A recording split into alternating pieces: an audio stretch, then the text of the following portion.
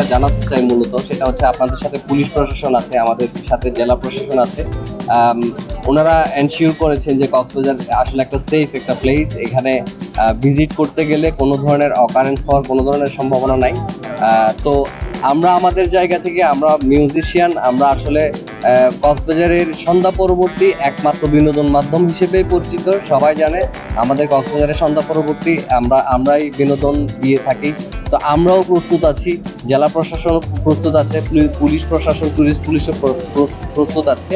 তো আমরা এই প্রোগ্রামের মাধ্যমে সারা বাংলাদেশের টুরিস্টদেরকে কক্সবাজারে আবারও ওয়েলকাম করতে চাই, স্বাগত জানাতে চাই।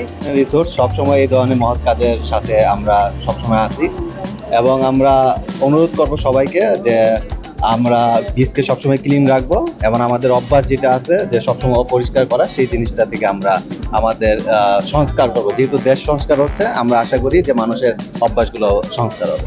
আমাদের এখানে 24 ঘন্টায় নিরাপত্তা নিশ্চিত করা হয়েছে এবং আমি দেশ বিদেশের সকল পর্যটকদের আহ্বান জানাচ্ছি যে কক্সবাজার সমুদ্র সৈকতের সৌন্দর্য উপভোগ করুন।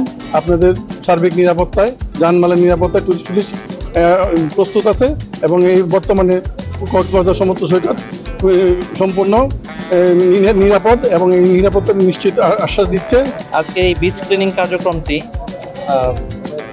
Musical artist association of Cox's Bazar কর্তৃক আয়োজিত হয়েছে। আমরা এই বিচ ক্লিনিং কার্যক্রমকে স্বাগত জানাচ্ছি।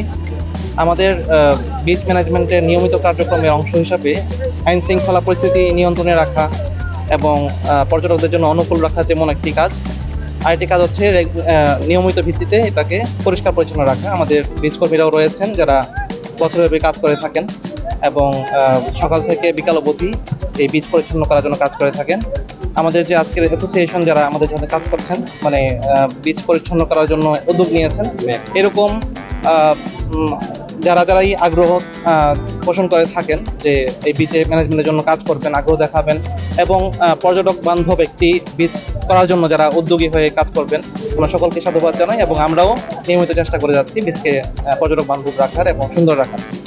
আমরা আশা করি যে আগামীতে পর্যটক আরও বৃদ্ধি পাবে এবং সকলেই আকৃষ্ট হয়ে কক্সবাজার ঘুরতে আসবে।